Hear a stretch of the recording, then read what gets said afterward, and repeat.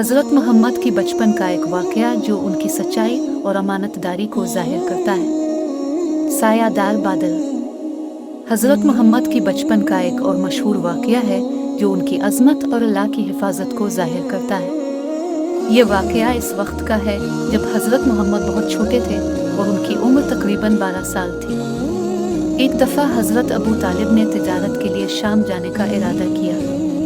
हज़रत मोहम्मद ने अपने चचा से कहा कि वो भी उनके साथ जाना चाहते हैं। हज़रत अबू तालिब ने हज़रत मोहम्मद को अपने साथ ले लिया। जब यह काफ़िला शाम की तरफ रवा दवा था तो एक राहिब जिसका नाम बहरा था ने हज़रत मोहम्मद को देखा।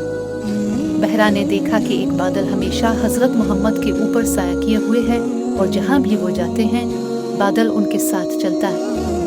बहरा ने हज़रत अबू तालिब से कहा कि ये बच्चा बहुत ख़ास है और उसकी बड़ी शान व अज़मत है। इसने कहा कि ये वही नबी है जिसका जिक्र पिछली किताबों में आया है। बहरा ने हज़रत अबू तालिब को नसीहत की कि वो हज़रत मोहम्मद की हिफाजत करें क्योंकि उनके लिए बड़ी जिम्मेदारियां हैं। ये वाक़या हज़रत मोहम्मद की अज़मत और अल्लाह की हिफाजत की एक खूबसूरत मिसाल है।